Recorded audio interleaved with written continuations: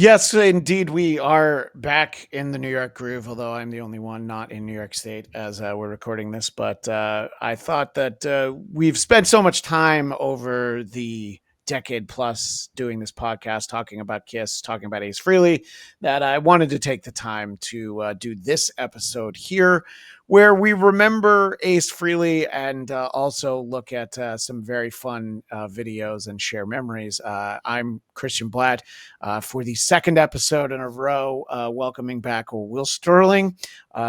I was going to say it's probably been a while since we've had you on 2 consecutive episodes, but usually every time we record, I'm like, well, you're going to have to do 2 because then I won't ask you for like a couple months or and 50% of that time, one of those episodes is a Kiss themed episode. Usually, yeah, that's actually the way it works. And with us again is I will have to say, Will was commenting before we started that usually when we have these Kiss conversations, we don't have a lady present. So the loveliest Kiss opined guest that we've ever had from Once Over with Cayley, the great Cayley, aka Lucy Tightbox. Thank you for being with us. Thank you for having me. I'm always excited to talk about Kiss. And we are showing on our video of this that you have a Sonic Boom t-shirt, which is the album that was exclusive to Walmart. And yes. I think the music is finally available online again. I'm not sure. It's on Spotify now. Yeah, because they sold their catalog, and I think that okay. Walmart had like a window of exclusivity. Did you see them on the Sonic Boom tour, Cayley? I did not, actually. So this shirt was gifted to me, and I went to go find my Kiss shirts, of which I own probably 6 or 7. And I was going to wear my Animalized shirt because I thought that would be funny for this episode. That's awesome. I was very excited to wear that one. And this was literally the only Kiss shirt that I could find. I thought you guys were going to make fun of me for it, so I'm actually quite pleasantly surprised that I'm not the laughing stock now. It's a better album than people give it credit for. I completely agree with that. I could not agree more. There's plenty of other I've only seen them once. endeavors. Really? Yeah. When was the once that you saw them? I'm so bad at time frames. Peter Criss was still in the band. Was Ace still in the band, or was it one of those Peter Tommy Thayer combinations? Okay. It was Ace. And I am so bad at years. I could not even. Yeah. I've talked a little bit about how there was a point where I was following Kiss a little bit less closely, and when they went on tour with Aerosmith in 2003, and I know how you feel about Aerosmith, but it was a big twin bill. I'm halfway through the concert, and Paul's like, Tommy Thayer. I'm like, who the fuck is Tommy Thayer? I'm like, because my seats weren't good enough. I didn't realize that wasn't Ace. I didn't know that they were putting a different guy in the Ace makeup. I mean, and then there's other times where you could have seen actual Ace with Eric Singer and the cat makeup. They chose differently. But Will and I have seen Kiss together a few times. This is my favorite one, which I'm wearing the same shirt, by the way, the one that I always like because it has the fox on it, which Eric Carr as the fox will factor into some of what we're going to watch in a little bit. This was at the Forum. This was at the first of either 4 or 5 end of the road tours that we saw so many. At least 3 I saw with you. I don't know because we saw one at Staples Center, right when COVID was like brewing around, and it was late enough. It was like early March 2020, where there were a couple weeks where I was like, I was in a building with 20,000 people. I wonder if I'm okay. And we were fine, but you had to ask at that time. And that was an okay show, but we really cheaped out on the tickets, and that was a mistake. That was true. Especially watching David Lee Roth open the show from the upper deck. That's a big regret watching Roth at all. Maybe we should have just had Will was still drinking back then. We could have had a couple out on the patio or whatever. It was always fun to take in a Kiss show. We went to the last time they played at the Hollywood Bowl, which as of now is their final LA show. And as we're releasing this, they're doing some unmasked acoustic shows without Eric Singer by all indications anyway. They're doing that in Vegas. So why did something happen, or because they just don't need drums? No, I think he's not happy, and I think he wanted money, and they were like, okay, but I don't know. They could have reached a deal by the time it actually happens. Wow. But so one of the things that we have focused on this show is the great Ace Frehley. And you can tell from this picture just how close we are and how often Ace and I would hang out. Best Nothing says closeness like people pointing at each other. Yeah, we're both pointing at each other. I'm pretty sure he pointed. Look at my best friend. I think he pointed first.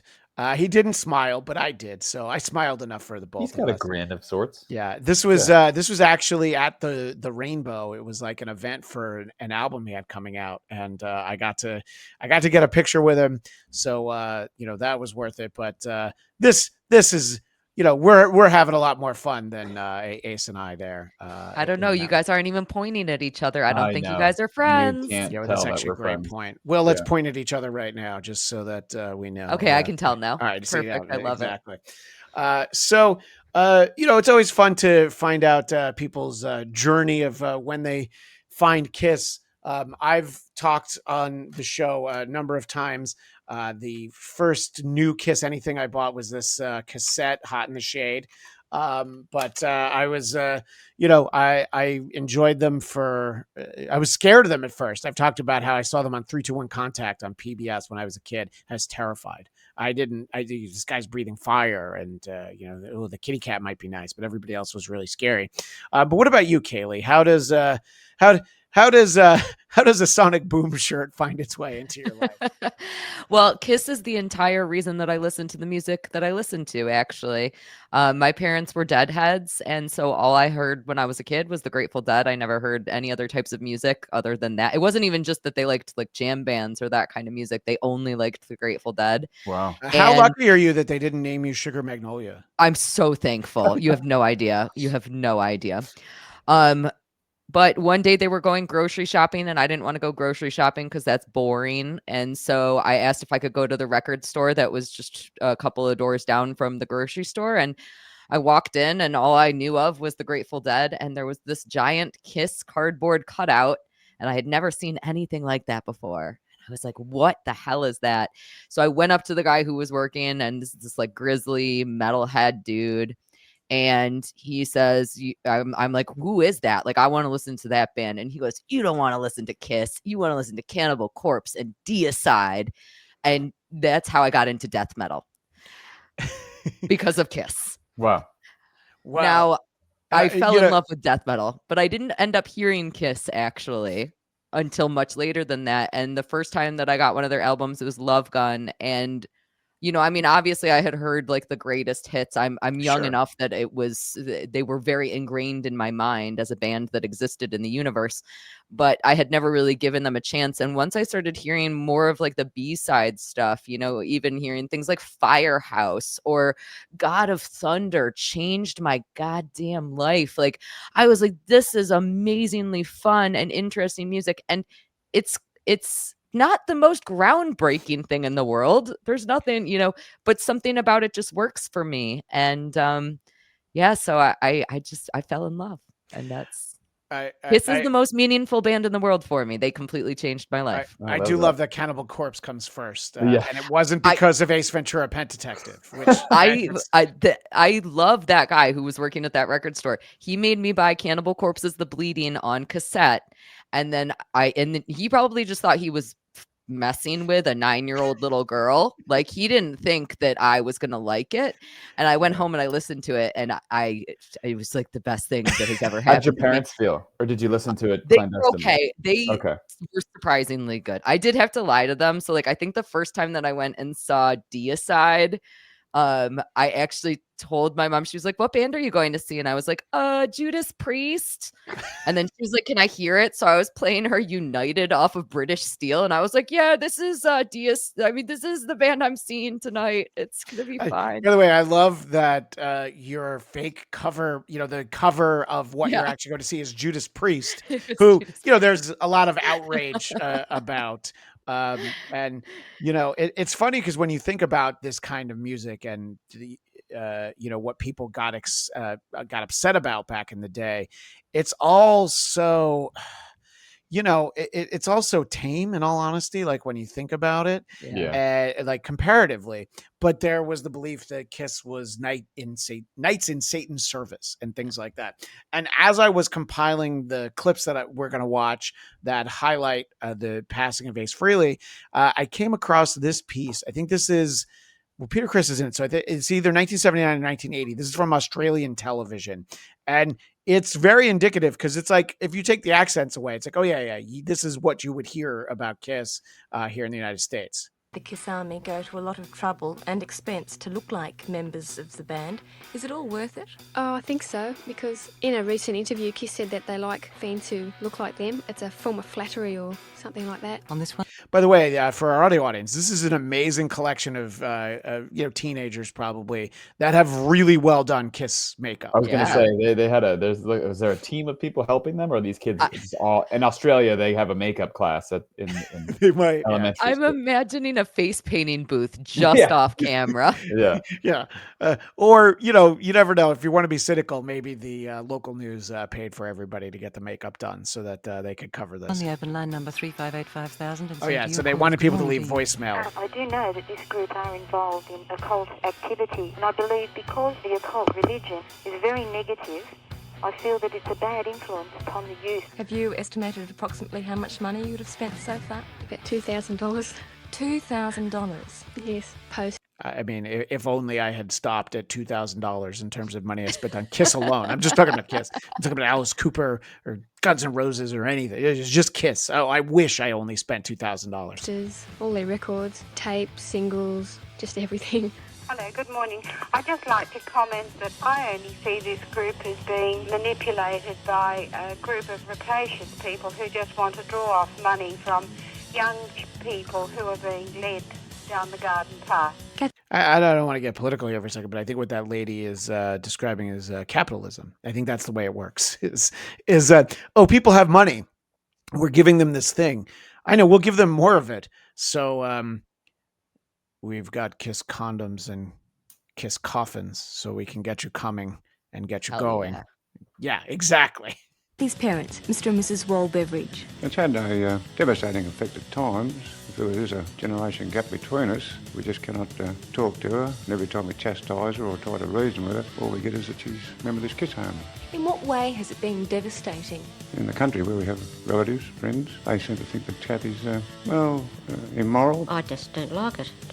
So anyway, there's a lot of upset. But by the way, what's more 70s than going to the roller rink in your Kiss makeup and just showing off your sweet moves like this little demon that we have right here.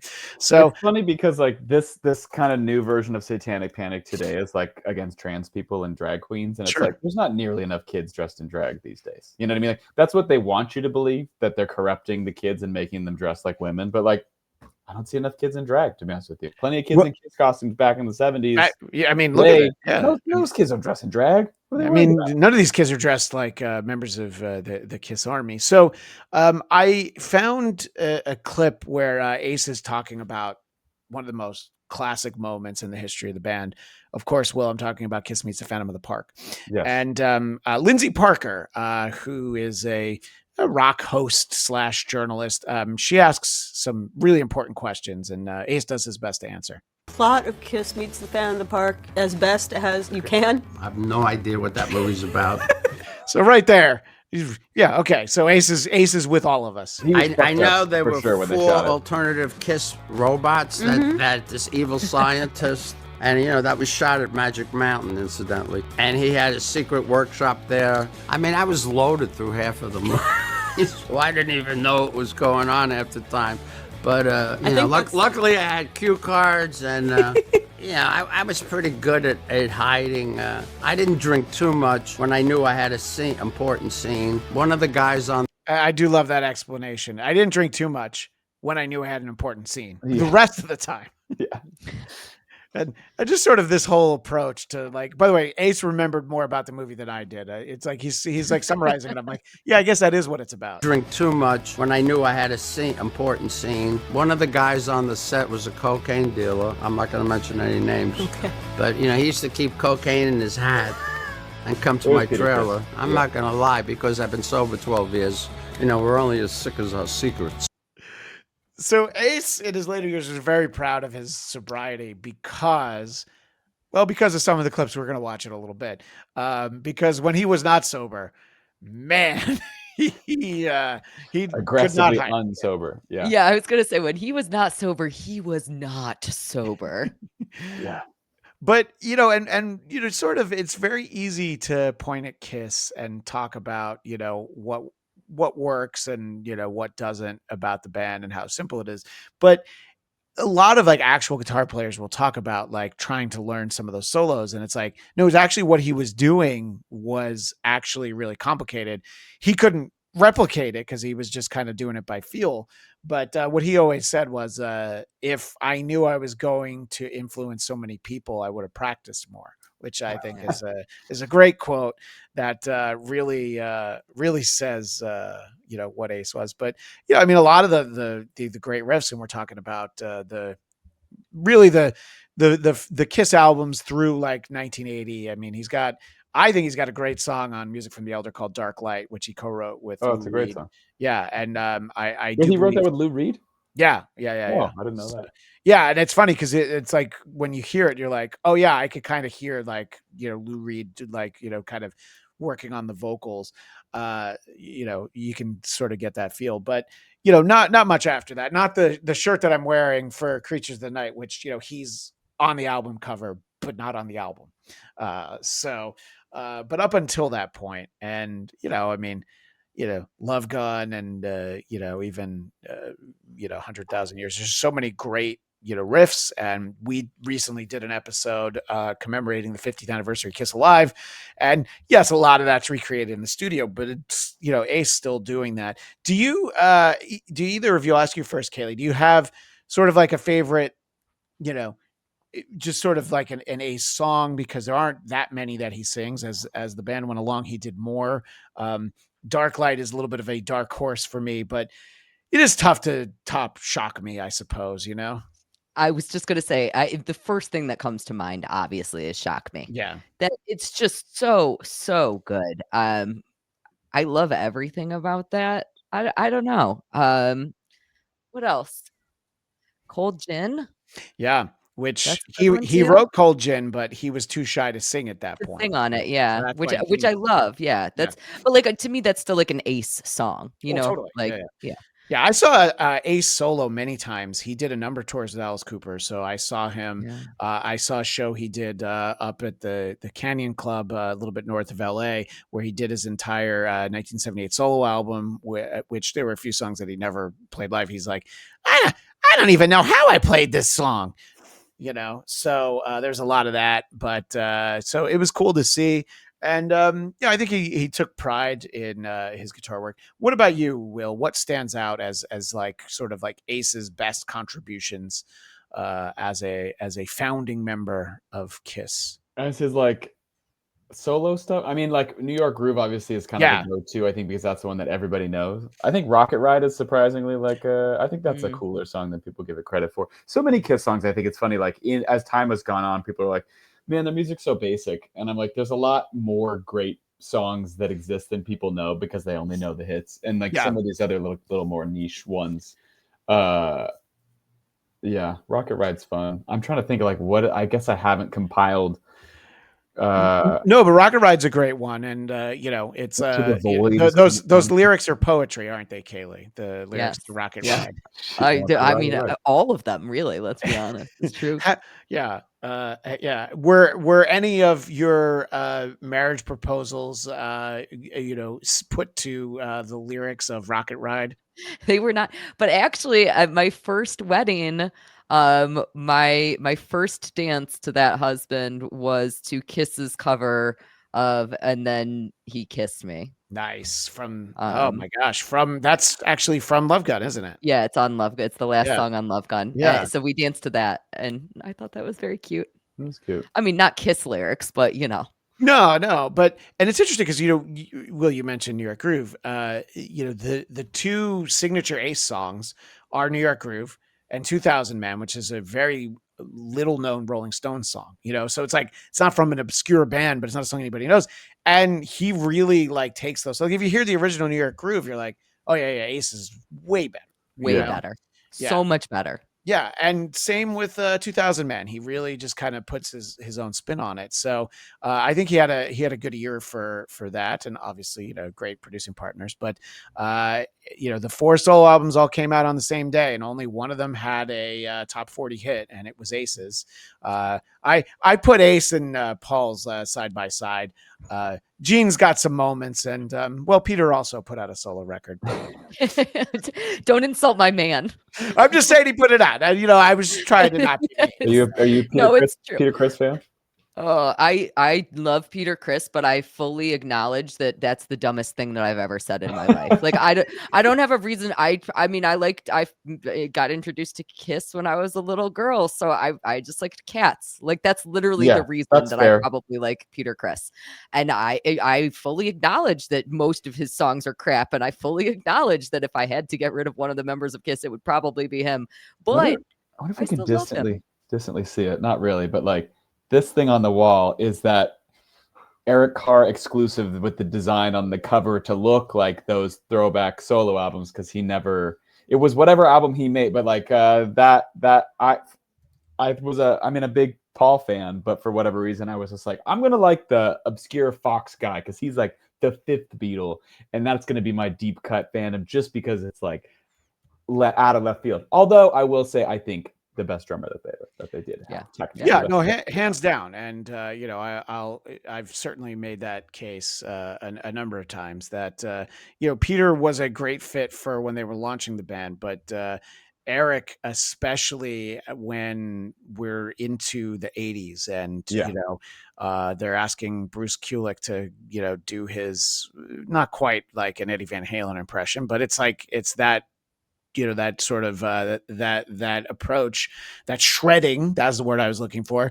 And you're talking about Animalize earlier, and we've talked multiple times that MTV concert, Animalize Live Uncensored, they play those songs so fast and so heavy. And to quote our former boss, Eric Carr beat those drums like they owe him money.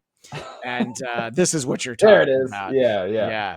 And I love that. And we're going to see Eric Carr very shortly in some of these clips. But Cayley, you were talking about when. Don't say that, Christian. Why? Oh no! We will see clips. To see Eric Carr, fellas. No. I'll see you on the other side. So you're talking about discovering Kiss when you were a kid, and I found an amazing Ace interview from only about a decade ago that he was a guest on a YouTube channel called Little Punk People. So he's asked questions by a young boy who I believe is 11. His dad's in the room, so it's nothing untoward, but some of the things Ace says to this little kid, it just made me laugh. Most of it's fine. And, they have some interesting questions and he gets into some philosophical stuff. But, Ace is a rock star through and through. So he has a certain approach to answering some of these questions. What do you think your guitar would say if it could talk to you? My guitar? Yeah. I'm pretty nice to my guitars. I customized. I'm sorry. This is the kid that's in the Terrifier movies, right? I believe so.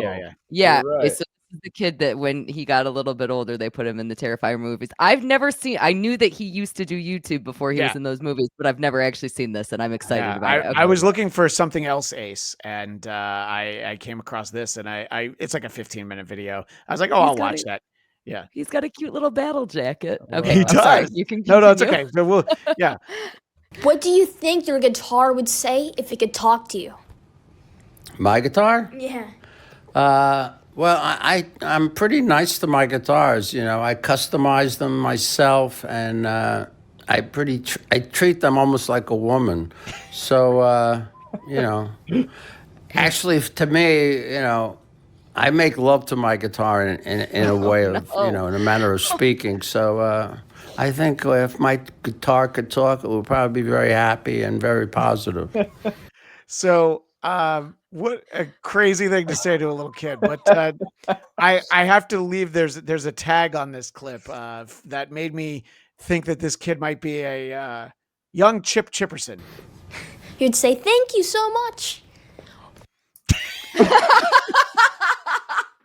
That's what his guitar would say. And it made me love this kid more because he's just hanging in there. You know, he's talking about what he likes from Kiss.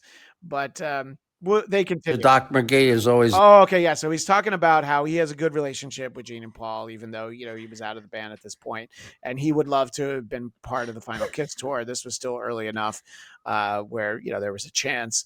But he's talking about he also had a good relationship with their manager, Doc McGee. And their manager, Doc McGee, has always loved me.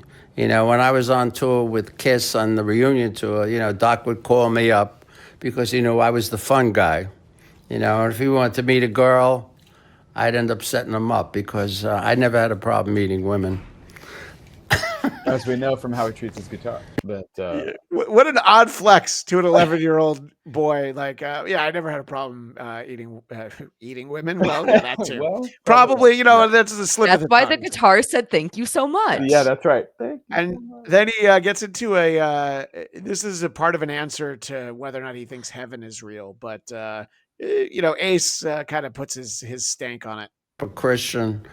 And, my father taught Sunday school. I went to church every Sunday until I hit puberty and discovered beer and women. But I believe there's a heaven and hell. So anyway, it's just like, that's what and then I hit puberty and I discovered beer and women. This kid's just like holding up his phone, which I don't quite know why he's holding the phone because there's like a boom mic over them, it seems like. And, it's like well lit and there's a camera. This also looks like, did they rent out a hotel like suite just to talk to Ace? Yeah. Right? What do you think when you watch this interaction that, it seems harmless to me. I guess some people could find what he says problematic. It just made me laugh. What do you think, Cayley? You have to think about when you're doing an audience, when you're doing an interview, who the actual audience is. So you're not necessarily answering the question for the interviewer, you're answering it for the audience. I think that the audience of this YouTube channel is mostly adults that are entertained. So like, I guess in that sense, he's answering the questions in the way that he should be. But it's definitely a little bit awkward. Well, and his dad is there, like manning the camera, and Ace like addresses his dad once, a couple Thank of God. times. Yeah. So, but in a vacuum, these clips, it's like I don't know. I'm not worried about anything, and the kid's fine. Just Ace is just like, yeah. I mean, I used to get loaded and crush puss, but what was your question again? What do you think? That kid hasn't even hit puberty, and he's listen, when you hit puberty, you gotta start drinking beer, and you gotta enjoy that vagina. My son's 10, so when I watched this, I was thinking about what if Felix interviewed Ace Frehley? But what do you think, Will? I mean, you know me. As somebody who has in the past said I think kids will be fine. Like I don't have kids, and I've been like, we got to expose them to some of this controversial stuff a little early, get them ready. I'm like, you can show a 10-year-old Deadpool, and you're like, no, not at all. So I think for me, I'm always like, I don't know. I think there's a healthy amount of exposure with some of these things, so you can prompt a conversation with the parents, maybe. Yeah. But as somebody who doesn't have children, I don't know if I can give the because my niece just turned 9 and same thing. I'm like, yeah, I guess I wouldn't. There's certain things that I wouldn't expose. At 9 years old, I was going to Guar concerts also and getting covered in fake semen and blood. So I mean, I think it's good to expose children to some of these things. I don't know that I fully understood what was happening at those points. This kid is so exposed, and this was a very popular YouTube channel, at least that's my understanding. So because of that, I'm sure that he has a little bit more knowledge about how the world works when it comes to sex, drugs, and rock and roll than most 11-year-olds have. At the same time, thanks to movies like, I don't know, Revenge of the Nerds and things like that. By the time I was 10, I was looking forward to one day being able to crush puss as well. I didn't want to drink, but I was just like, I don't know how I do that, but I can tell that it's got to be cool because there's so many movies about how awesome it is to, again, crush puss, which I feel like there's a lady present, so I can say that, Yeah, you can. Yes. If it was just Will and I talking about crushing puss, there might be. It's our preferred terminology. It's I'm funny gonna be honest because with you. the only other time I hear people routinely, one person specifically routinely say the phrase crush puss, it's my very gay friend, his name's Mike, and it's his impression of straight people, which is when they talk about crushing puss, I'm like, wow, this is now the only other time I've had this used in context. Mike doesn't know the joy of crushing puss. It's not something that every time I crush puss, I'm like, oh, thank God. But anyway, to move on from that, I wanted to, I had that clip from Australia earlier, and the reason why I came across that is I was clued into some clips of Kiss making an appearance on the Australian show Countdown. This was ahead of the 1980 tour they did for the Unmasked album, which Ace has a great song on that album called Two Sides of the Coin. And that's the only place they toured. They didn't tour in North America for Unmasked, but they crushed touring in Australia. And they filmed this actually in the observation deck at the World Trade Center in New York City. So this video is at a place that's no longer there. And two of the people in this video are no longer with us. But because this is 1980, because this is ahead of the Unmasked tour, this speaks very specifically to the niche of Kiss fandom that we popularized here on the Bladtcast. This is them doing the intro for a segment on the show Countdown. Hey, this is Gene Simmons of Kiss, and I'd like to introduce you to Paul Stanley of Kiss, and I'd like to introduce you to Ace Frehley from Kiss, and this is Eric Carr, our new drummer. Woo! Hey, how you doing, everybody out there? All right. Look, guys, come on, let's stop monkeying around, because you're watching Countdown. All right, first of all, just tell us very quickly. All right. Hello. So that, it's kind of fun. They're joking around. They're sloppy. I feel like they don't hate Ace at this point. They're actually having fun with him. But here's the outtake of them trying to record that. Two. You're supposed to say like to introduce you. See, you guys don't know the lines. Wake up. Wake up. Okay. So you can hear Ace slurring, and he's blaming them for Gene and Paul for not knowing their lines. Yeah. Hello, Australia. This is Gene Simmons of Kiss, and I'd like to introduce you to Paul Stanley of Kiss, who wants to introduce you to Ace Frehley of Kiss. What's the name of the new drummer? All right, I think his name is his name is Hey, oh, wait a minute, I remember. His name is Eric Carr, and he's incredible. Okay. Now get out of here. All right, let's try it again. Action. Take 56. Hello, Australia. This is Gene Simmons of Kiss, and I'd like to introduce you to Paul Stanley of Kiss, who's going to introduce you to Ace Frehley of Kiss, who's going to introduce you to Ace Frehley of Kiss, who is Eric Carr. Okay. Good. All right. Okay. And cue.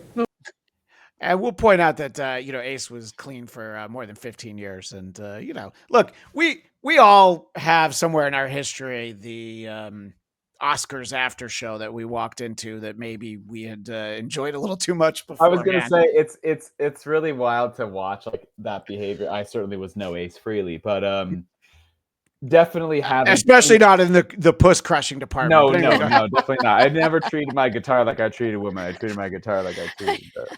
Can't get over that kid saying that the guitar would say thank you because that means that Ace is good at sex, and that's really, really stupid.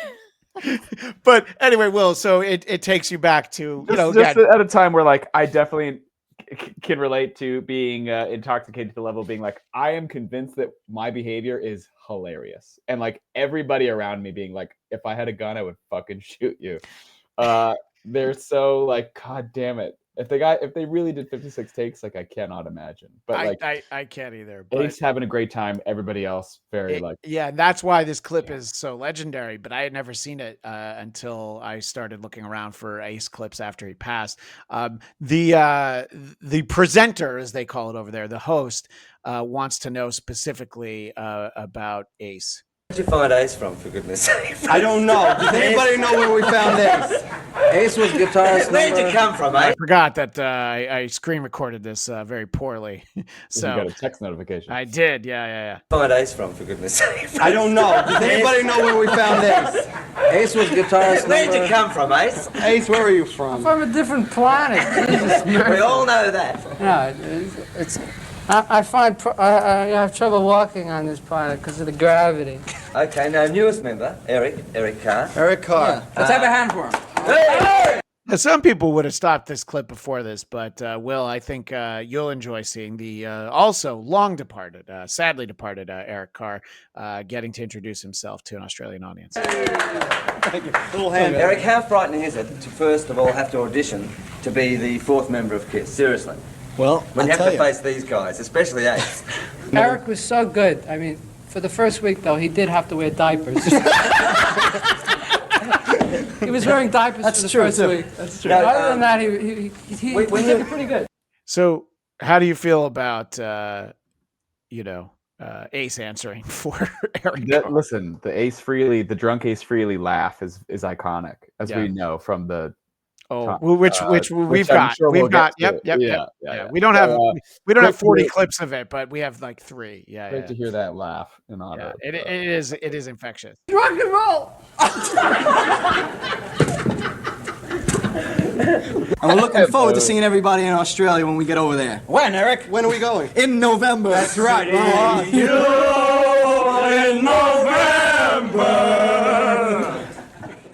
So what I'm going to say is that Gene and Paul aren't not having fun.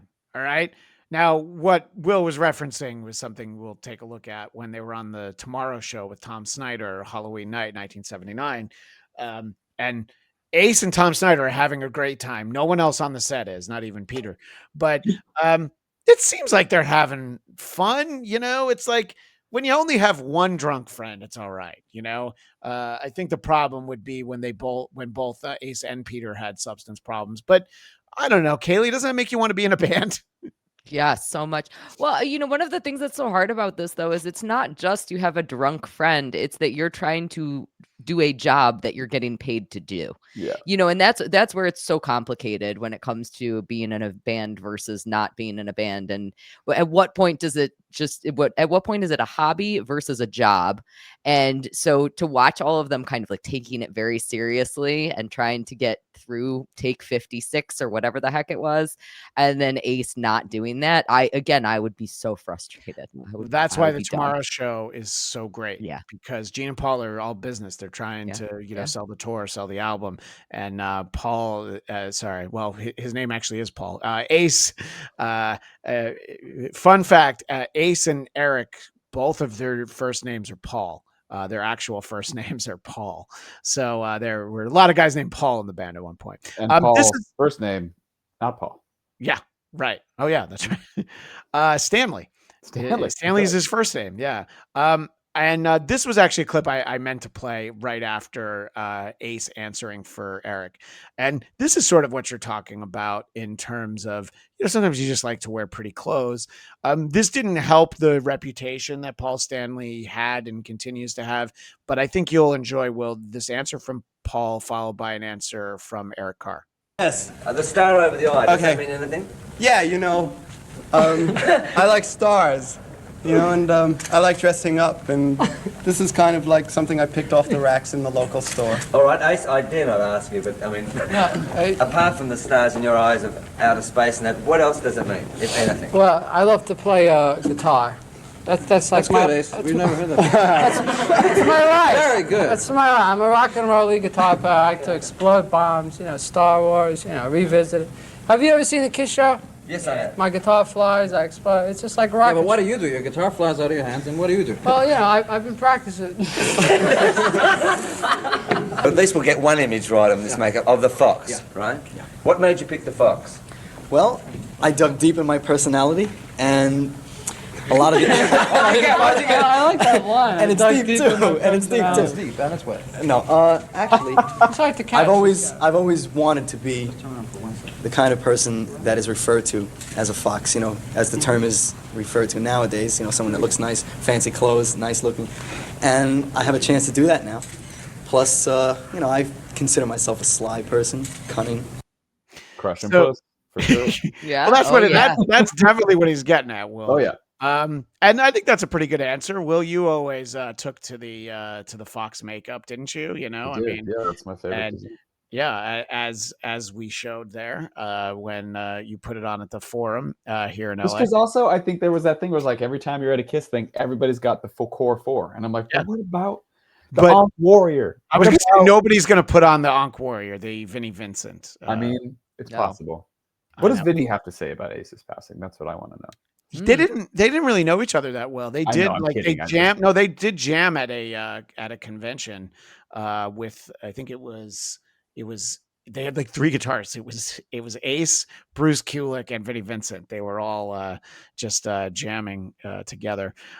So this is a different occasion, again, for Australia. This is when they're actually in Australia. This is for that same show, Countdown, and they're just recording an interstitial, and Ace just has to throw it to someone whose name is Molly. The Countdown from Perth, and now it's over. Start from now. Get out of here. I'll try this hand. Hey, welcome to Countdown from Perth, and now it's over to Molly. So our audio audience will get to hear that perfectly. I forgot how low the audio was on that. I'm sorry. What did you say, Cayley? I said, got it. Yeah, it's like perfect and print. So yeah, the idea of just Ace as this, larger than life is a Paul song, but just this idea of him as this guy who is very hard to contain. I want to, again, it goes back to, I know for a fact it was Bladtcast episode 3 that we covered. We did 2 shows before we had to get into Kiss on the Tomorrow Show.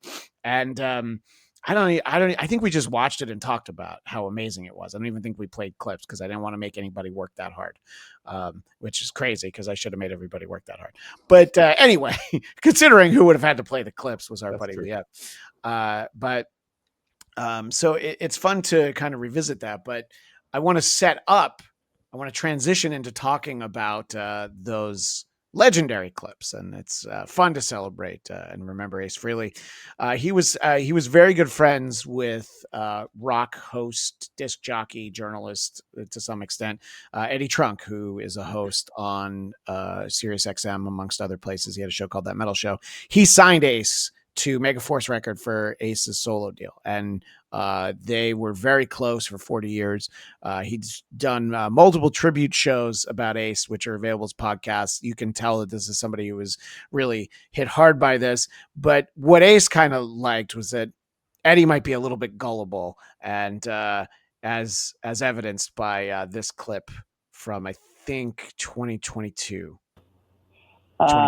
Personally, I don't know what their plans are. I know. So he's talking about hey, are you going to be doing? This is what everybody wanted to know. Yeah. Little punk rock people wanted to know. You're going to be on the Kiss farewell tour. Personally, I don't know what their plans are. I know Gene is planning on buying a realty company, and he wants me to go in on it with him and sell swampland in New Jersey. Are you serious? No, I'm kidding. Oh, nothing would surprise me though. That doesn't sound out of the realm of possibility for Gene. I know, it's crazy. So there's 2 parts to that. The first, I played this for my buddy Don Jameson, who said no, I mean, you could see Eddie believing that Gene would get into a real estate venture, but Ace is just like, oh yeah, this is really funny. He mentions that line comes from this. And it's kind of a forgotten moment because Gene says something at the end of this clip, which again is this legendary Tomorrow Show with Tom Snyder. Ace loves it. Ace loves anything. Can I tell you something funny? I get beat up before you guys came on. They gave me a little sheet on each one of you to read, where you're from and how you grew up and blah, blah, blah. And the note said, now, Ace seems to be the most laid back of the 4, and he's the one who'll probably be the hardest to make talk. Well, this is not Ace. This isn't Ace. This is George. This is George. Pasta. Ace is back in his ass. That's true. We got our roadmap. Who's on first? What's on second? You know. Listen, Tom, about that swampland in New Jersey you were wondering about. You grew up in the... So the reason why that moment is so great is because everybody's having fun, everybody's laughing, and Gene's like, "Oh, I can make jokes." Yeah. So he's like, "All right, I've got a great joke." In his ass. That's true. We got our roadmap. Who's on first? What's on second? You know.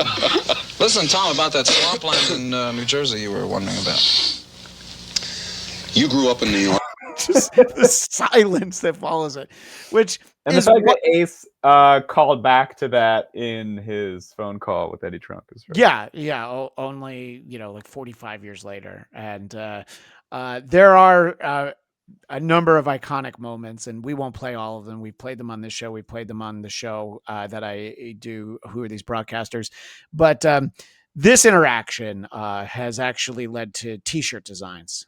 Now, here are the remarkable members of KISS, and first of all, Mr.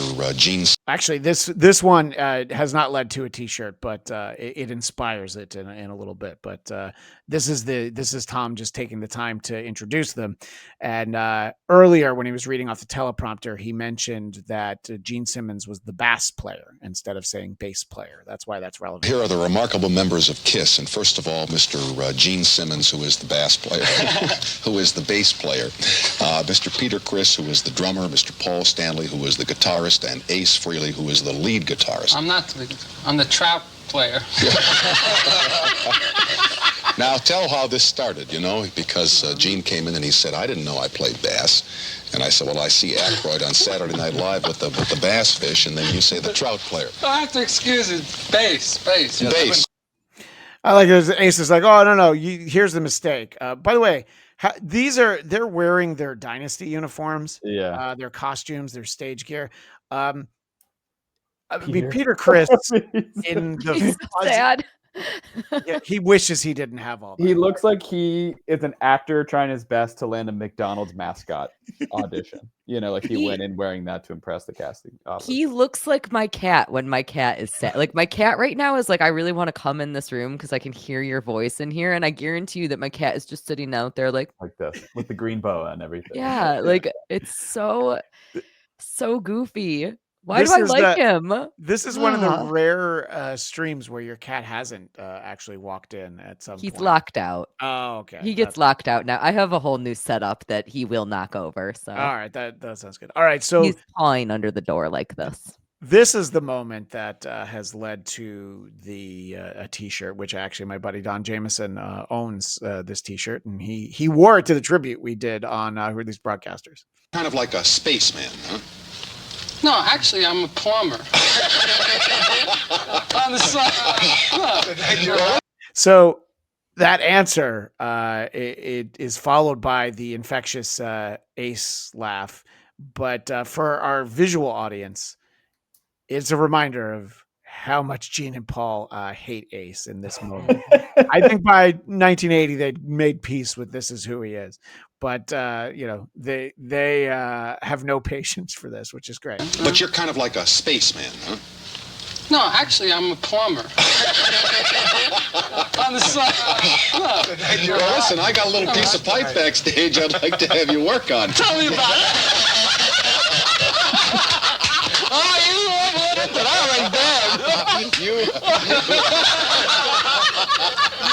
And by the way, that subtext gets lost on a lot of people. I got some pipe that, and it's like, oh, he's flirting with Ace Frehley. It's look, there's the 70s were a wild time. You old sweet talker, you. So I've got I love that he's having such a great time interacting with Ace because everybody else is so fucking pissed. But he's like, I'm gonna follow the fun part of this. This is the fun part in the room. Everybody else can leave. So our final clip from the members of KISS on the Tomorrow Show with Tom Snyder is again just Tom having the time of his life. I've seen a lot of interviews Tom Snyder did. Usually it was chain smoking during it, but this one he's having so much fun. In a hotel across the street from the halls we're playing, it really looks like Ringling Brothers because you see parents, you see 6 years old, you see 25-year-olds. It's really, it appeals to a lot of... if we did a concert in Bombay, there would even be cows. I bet you didn't know that, did you? I don't believe it. If you cross the street... Look at this guy! He's a guy!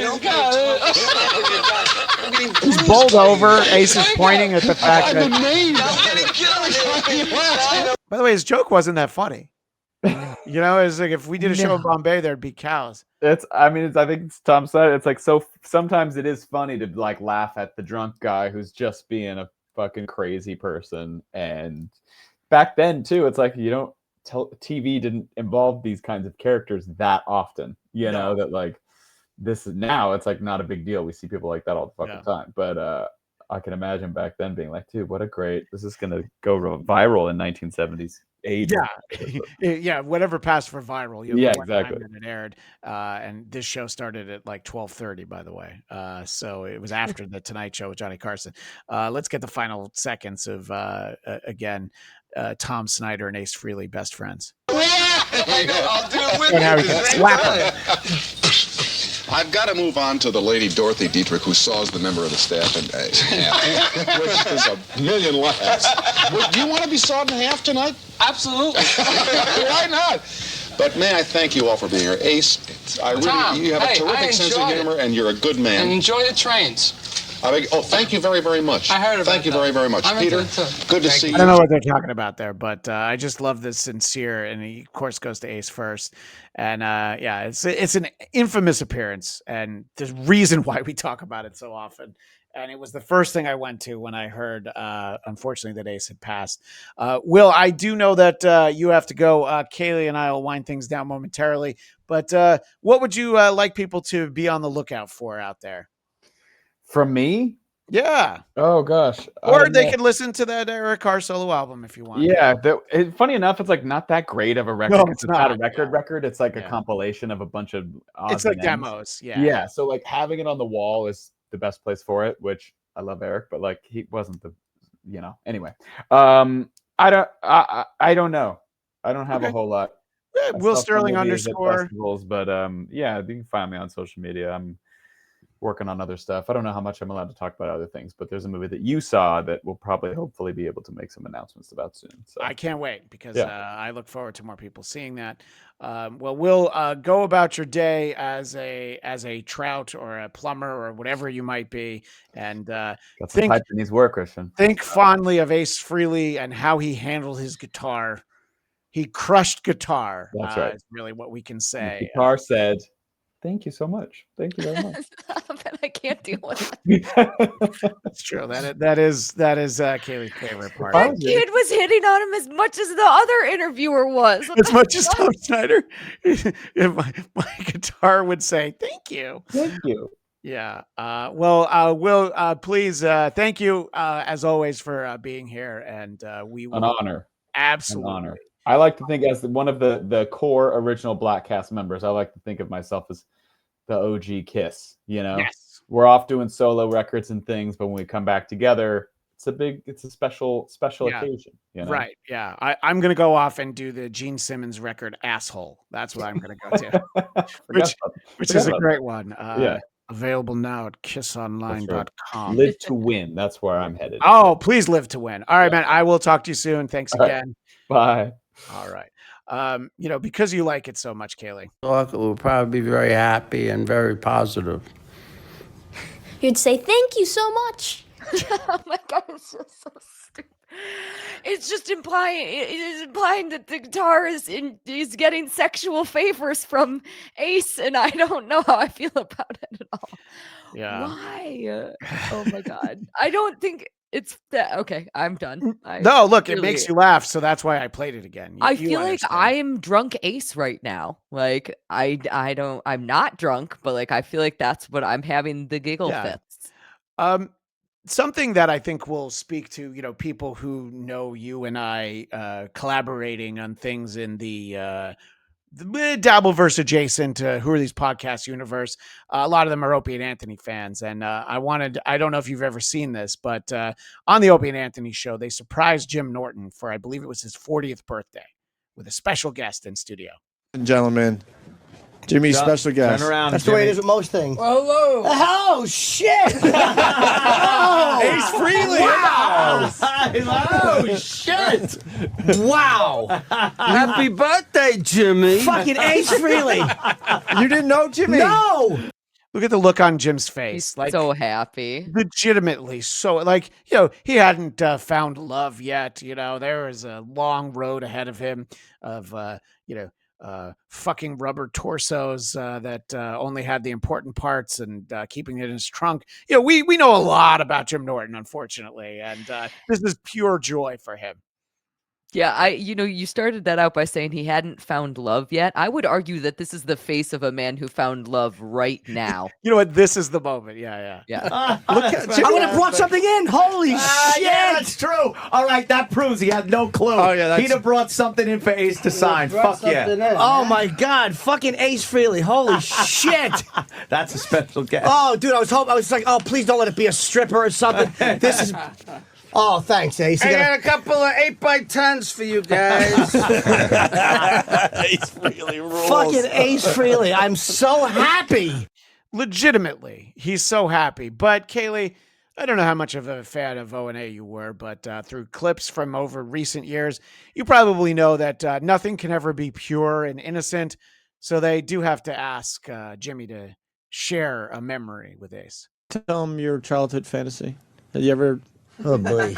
You gotta hear this one. It's terrific. I'm an odd guy, and when I was a kid, my first fantasies, they were not sexual, but I would fantasize that when I was a boy, that Kiss would come to my apartment in their makeup and their costumes, and that they would beat me up and then throw me down the stairs, and then while I was crying, they would hug me and make me feel better. That was I can't even look at Ace. First you want us to beat you up, then you want us to hug you? I don't understand what that means. I may have seen violence as a boy. I don't know, but that's what I remember, is that they would just really beat me and throw me down a flight of steps, and then while I cried... Well, it's a fairly natural reaction.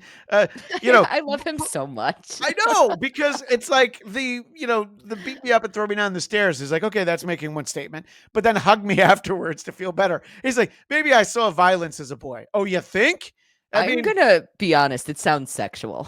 Oh yeah, I think it 100% is. He's, you know how you know it's sexual? He says it's not sexual. Yeah, exactly. That is how we know. Yeah, I mean, and anybody who's seen his special Monster Rain, I think, knows that little Jimmy had some troubled parts of his upbringing. In fact, most of his upbringing was fairly troubled. So. The final clip that we have from Opie and Anthony here is they also want to have him point out something else to Ace. Oh, sorry. That he had done some music.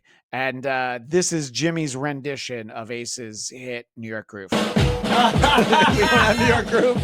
Oh, yes, you do. For New York Groove, all you need is this. In the New York Groove. We're back. Back in the New York Groove. Oh, my God. Welcome back. I can't either. The Opie and Anthony Show.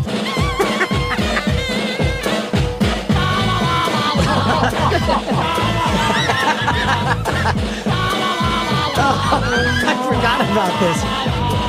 Yeah. Who's playing drums? That was me. Oh, okay. That was So you complicated the drum beat because the drum beat's only this. I always make fools out of myself in front of Kiss. I'm never dignified. Fucking Gene blew me off for a photo. I almost broke down and cried. What a fool I am. I'm 41 years of age. Why don't I just man up? What's the matter with me? My favorite Jimmy story is they had Gene Simmons in studio, and Gene saw that there was a banana, and he said, "Oh, can I eat that?" And Jimmy was going to eat it, so he said, "I'll share it with you." Yeah. And so Gene was not interested. So it's fun to remember these things. There's so many great moments with Ace, and yes, he had lived a very hard life. But, the fact that he was clean and, he was out there touring, doing a respectable number of dates every year. It was very sad to hear that he had passed because he just was larger than life. And really, an incredible musician, despite being not sober much of the time.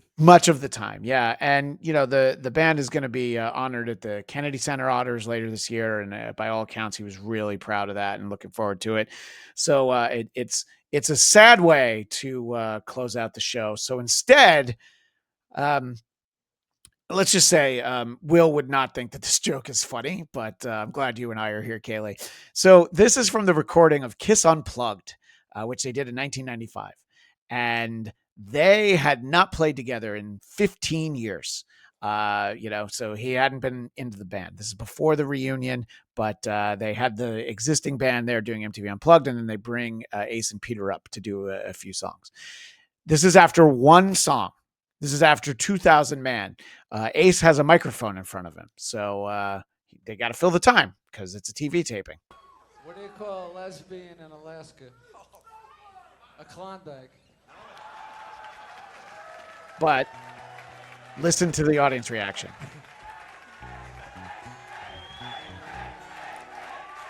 Oh, yeah.